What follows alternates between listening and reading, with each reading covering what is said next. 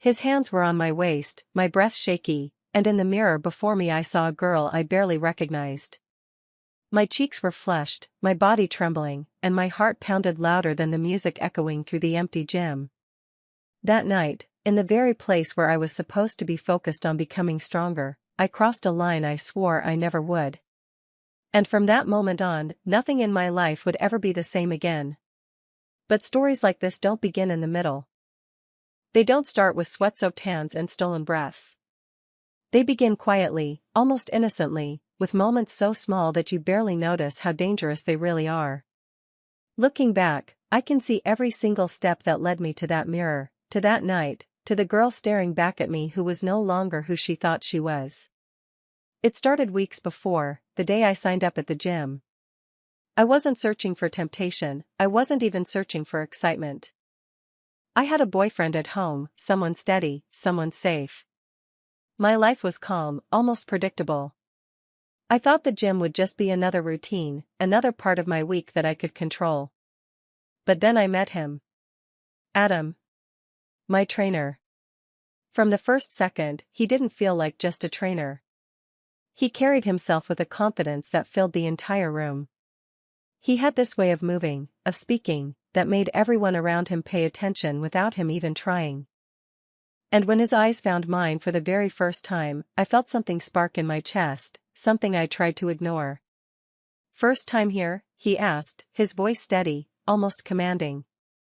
I nodded, suddenly aware of how my leggings clung to me, how my top left a trace of skin exposed. He smiled, not just politely, but knowingly, like he already understood the effect he was having on me. "I'm Adam. I'll be working with you." At first, I convinced myself it was nothing. Just a crush. Just admiration. But the truth is, it wasn't his muscles or his looks that drew me in.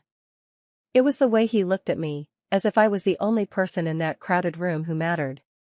And when his hand brushed against mine as he handed me a dumbbell, or when his palm pressed lightly into the small of my back to correct my form, my body betrayed me with a rush of heat I couldn't explain. I told myself it was harmless. That everyone probably felt this way about their trainer. That I could handle it. But the truth is, from that very first session, a part of me already knew where this was going. And as I walked out of the gym that night, my muscles sore but my thoughts racing, I had no idea that I had just stepped onto a path I wouldn't be able to turn back from.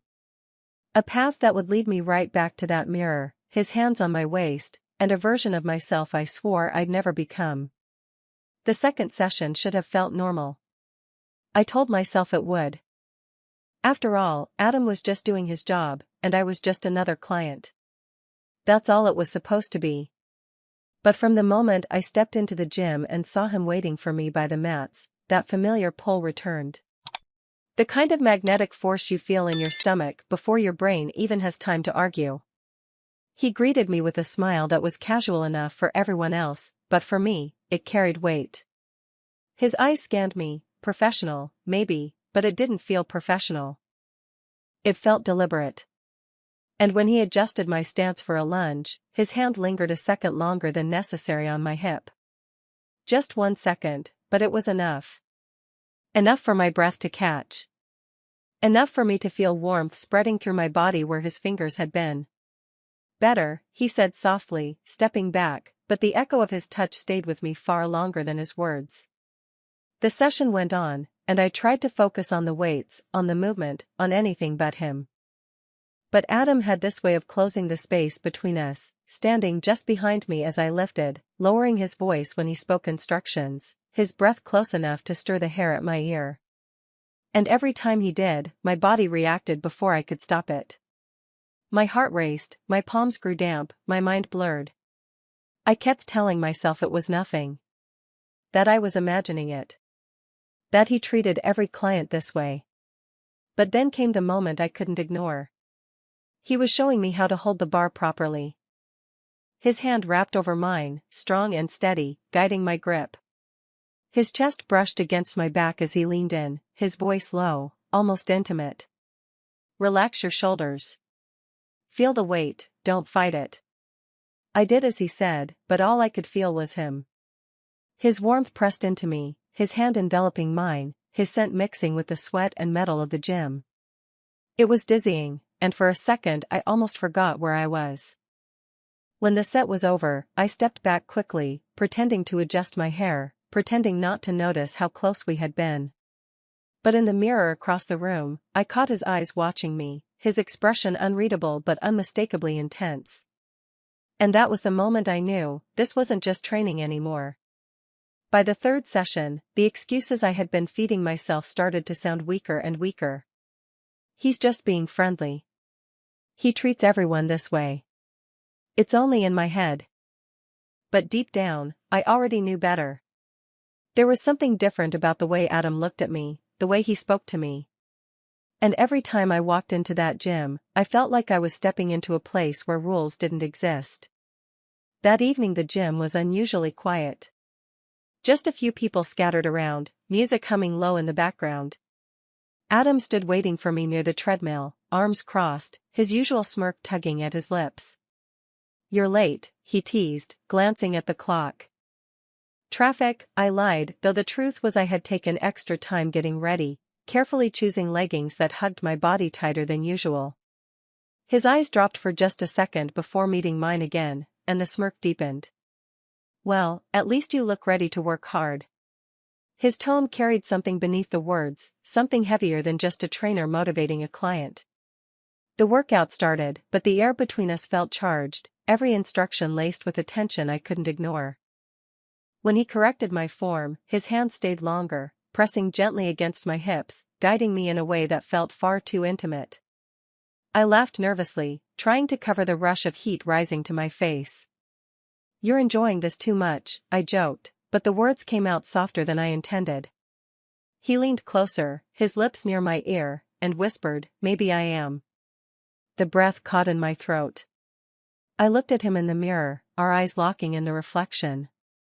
For a long second, it felt like the rest of the gym faded away, no clanging weights, no other bodies, just us. His hand still on my waist, his gaze holding mine.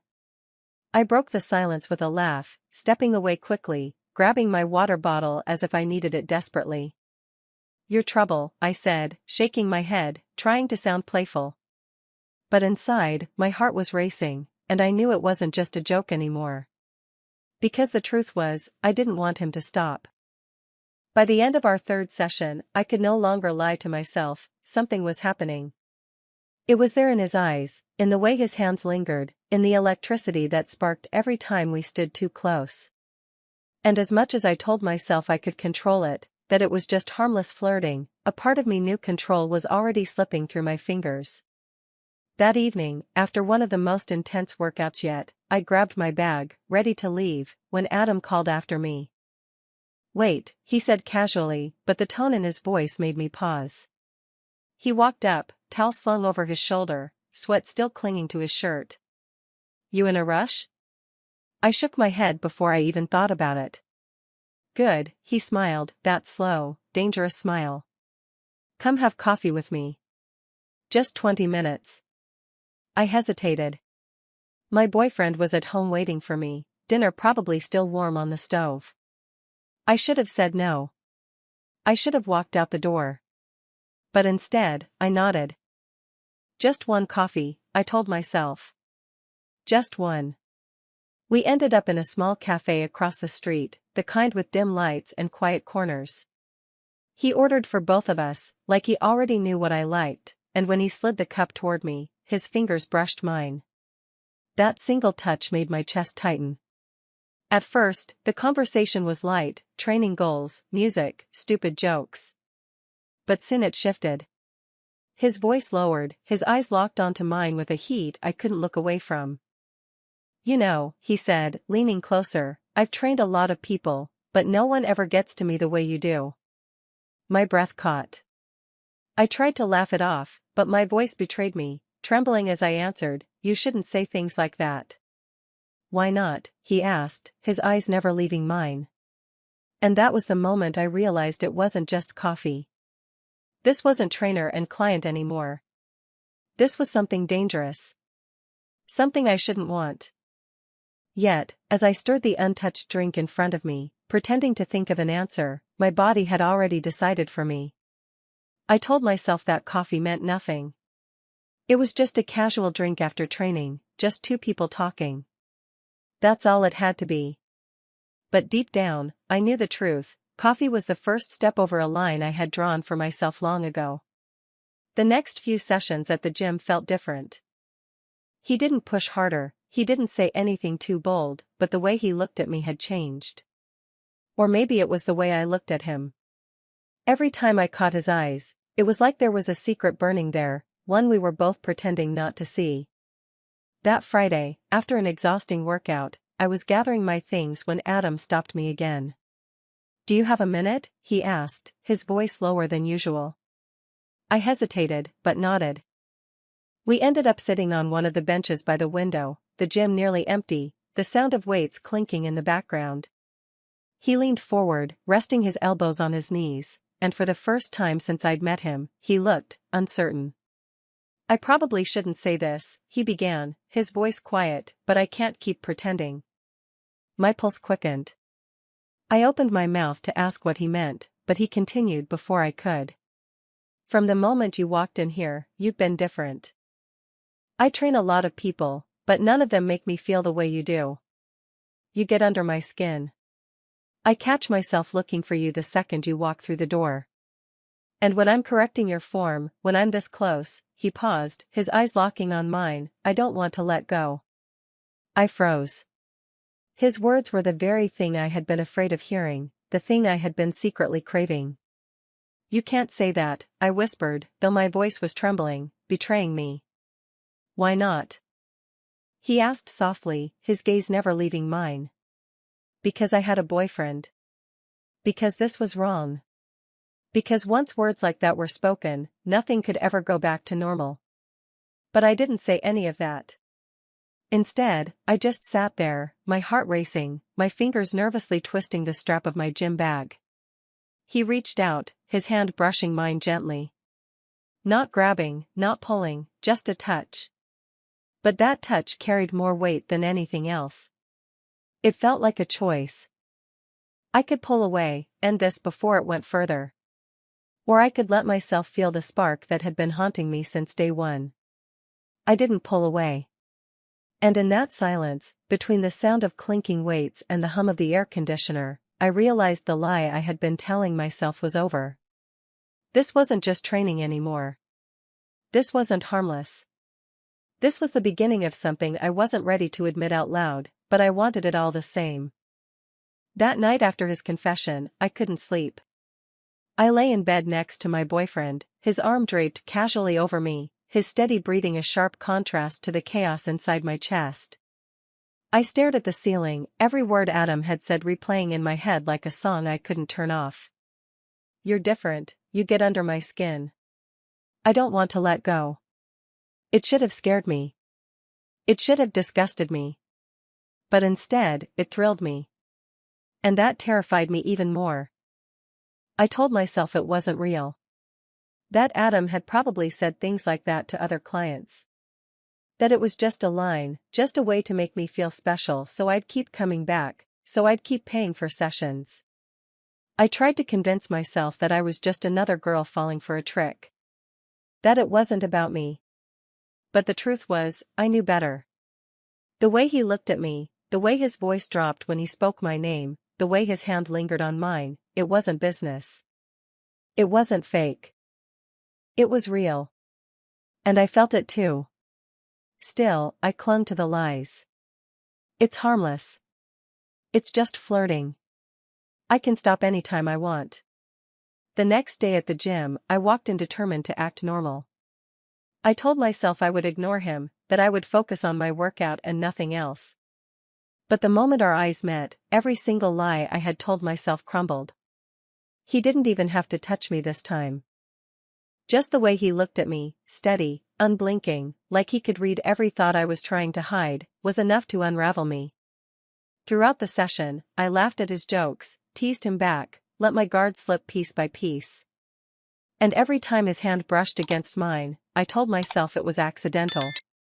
Every time he leaned a little too close, I pretended I didn't notice. but deep down, I knew exactly what I was doing. I wasn't stopping it. I wasn't pulling away. I was feeding it. On the way home, my phone buzzed with a sweet message from my boyfriend. "Dinner's waiting for you. Can't wait to see you." My heart clenched. I typed back something equally sweet, pretending to be the loyal, loving girlfriend he thought I was. But all the while, my lips still tingled with the memory of Adam's voice whispering to me, his words heavy with desire. And as I crawled into bed that night, lying in the arms of the man who trusted me completely, I realized something I didn't dare say out loud. I didn't want it to stop. It happened on a Tuesday night. The gym was unusually empty, no chatter, no clanging weights, just the low hum of the air conditioner and the faint beat of a playlist echoing from the speakers. One by one, people drifted out, until suddenly it was only the two of us. I was finishing a set of squats when I noticed the silence. The kind of silence that presses in on you, that makes every movement, every breath louder than it should be. Adam was standing just a few feet away, watching me in the mirror with that same unreadable intensity. When I racked the bar and turned to grab my water bottle, I realized there was no one else left. Just him. Just me. "You've improved a lot," he said, his voice carrying easily in the empty space. "Your form, perfect." The way he said it made my stomach twist. Compliment or something more? His eyes never left mine as he walked closer, slow, deliberate, closing the distance one step at a time. "Guess I've had a good teacher," I whispered, trying to sound playful, though my voice betrayed me with a tremor. He smirked, shaking his head slightly. "Don't put it all on me. You work hard. But, you also make it very difficult for me to focus." My heart stuttered. He was standing close now, close enough that I could see the sheen of sweat on his skin, close enough to feel the heat radiating off his body. My pulse pounded in my ears. I should have walked away. I should have grabbed my bag and left. But instead, I froze. Trapped by his gaze, by the weight of the moment, by the way every part of me wanted to lean into him even though I knew I shouldn't. He reached out then, slowly, as if giving me time to stop him. His hand brushed against my arm, sliding down to my wrist. The touch was light, almost innocent, but it sent a shiver through me so strong that I had to bite my lip to keep from gasping. "See," he murmured, his voice barely above a whisper. "You feel it too." I swallowed hard, my throat dry, my body trembling under the simplicity of his touch. In the reflection of the mirror, I saw us, my wide eyes, his steady focus, the tension between us so sharp it felt like it could cut through the air. I told myself to step back. To laugh it off. To break the spell. But instead, I stayed still, my silence answering louder than words ever could. And in that moment, with no one else around, the gym didn't feel like a gym anymore. It felt like a trap we had both walked into willingly. A place where excuses didn't matter, where lies didn't matter. Just him. Just me. And the line I knew we were about to cross. For a long moment, neither of us moved. His hand still rested lightly on my wrist, his eyes fixed on mine in the mirror. The world outside that gym might as well not have existed. It was just the two of us, suspended in a silence that felt louder than any music could. And then he stepped closer. Just an inch, but enough for me to feel his breath brush against my skin. My heart thudded so hard I was sure he could hear it. "You know this isn't right," I whispered, though my voice cracked as the words left me. "I know," he murmured back, his tone low, heavy, certain. "But tell me you don't want it, and I'll stop." I opened my mouth to say it. To say no, to end it before the line was crossed. But the word never came. Instead, I stood frozen, my silence louder than any protest. That was all the permission he needed. His hand slid gently from my wrist up to my shoulder, then to the curve of my neck. I trembled under his touch, my entire body alive, buzzing with something I hadn't felt in so long. He tilted his head, eyes flicking down to my lips, and for a heartbeat I thought I might actually faint from the anticipation. And then, he kissed me. It wasn't rushed, it wasn't desperate, not at first. It was slow, deliberate, like he was savoring every second he had been waiting for. His lips pressed against mine, warm and sure, and the spark that had been smoldering between us for weeks finally ignited. I melted into it. My hand lifted instinctively, fingers curling into his shirt, pulling him closer even though my mind screamed that I should push him away. His other hand found the small of my back, guiding me nearer until there was no space left between us. The kiss deepened, growing hungrier, needier, as if every bit of restraint we had clung to shattered in an instant.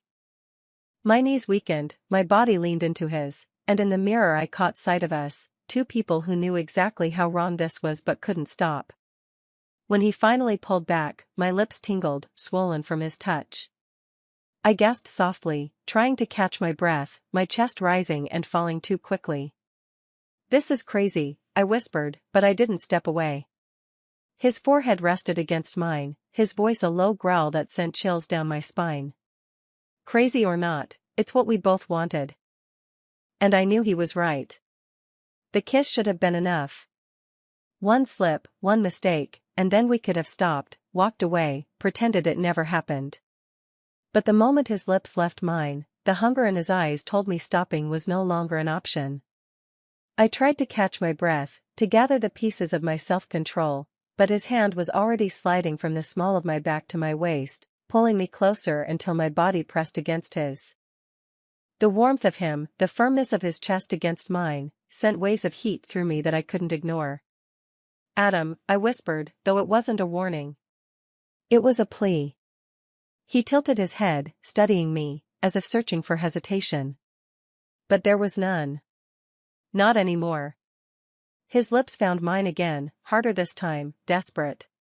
My fingers tangled in his shirt, gripping tightly as if I was afraid to let go.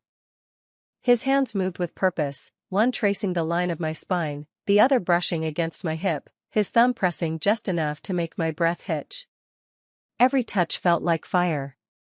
Every inch of me screamed that this was wrong, but my body betrayed me, arching into him, begging for more.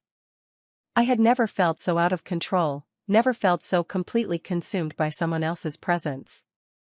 He pressed me gently against the mirror, his hand rising to cradle the side of my face, his thumb brushing my cheek as his lips trailed from my mouth to my jaw, then lower. My knees weakened, and I clung to him, my body trembling with anticipation I couldn't deny anymore. In the reflection, I caught sight of myself, my flushed cheeks, my parted lips, the look in my eyes.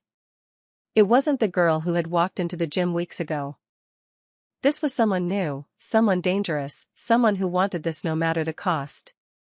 When his hand slid lower, gripping my thigh, urging me closer, my last shred of resistance shattered. I gasped, burying my face against his neck, breathing him in. His scent, sweat, cologne, heat, wrapped around me like a trap I didn't want to escape. "Tell me to stop," he whispered, his voice strained, as if even he was hanging on by a thread. But the words never came. Because I didn't want him to. The world outside that gym had disappeared. There were no clocks, no rules, no promises, only the pounding of my heart and the heat of his body against mine. Adam's lips were everywhere, on my mouth, my jaw, the sensitive spot just beneath my ear that made me shiver so hard I thought my knees would give out. My hands roamed without permission, sliding up the hard lines of his chest, feeling the rapid thump of his heartbeat under my palm. I wasn't thinking anymore. I wasn't the loyal girlfriend, the responsible woman who knew better. I was just a girl drowning in a wave of desire she had tried to resist for too long. He pressed me closer to the mirror, his breath hot against my skin as his hands traced the curves of my body like he had been memorizing them all along. One hand lingered at my waist, gripping tightly as if he couldn't bear to let go, while the other skimmed higher, making my body arch helplessly against him.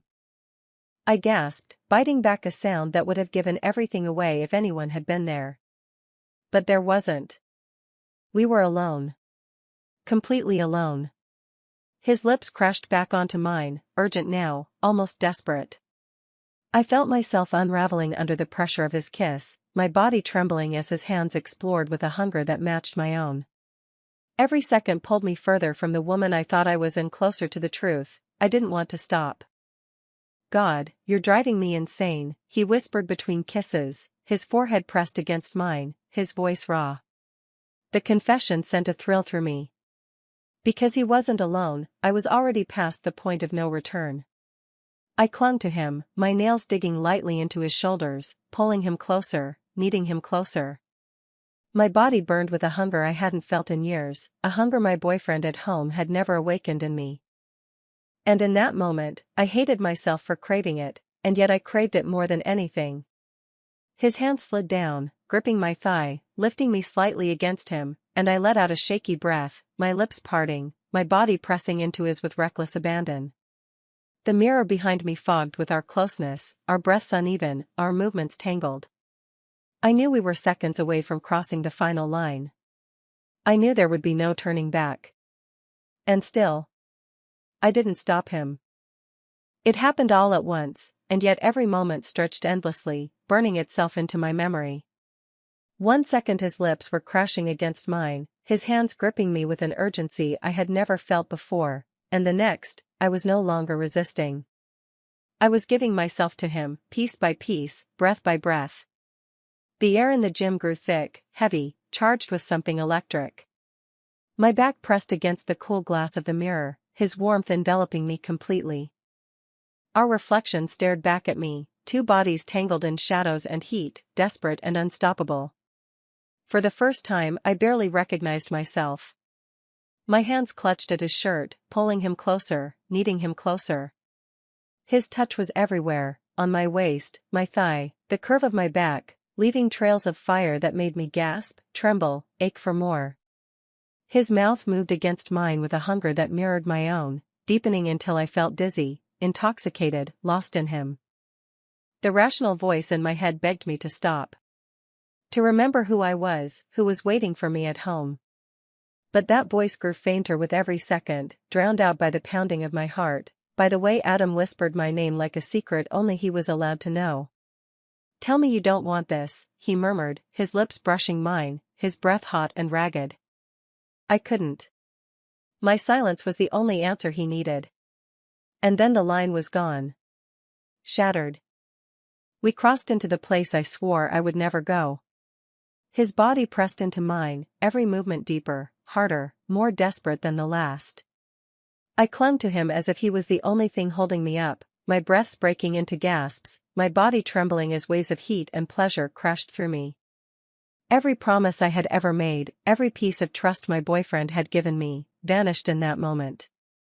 All that mattered was Adam, the way his hands gripped me tighter, the way his voice broke as he groaned my name, the way my body responded to his like it had been waiting for this all along. I knew this was betrayal. I knew I was destroying something I could never rebuild. And yet, in the haze of that moment, I didn't care. The guilt, the shame, the regret, they were waiting for me, just beyond the door.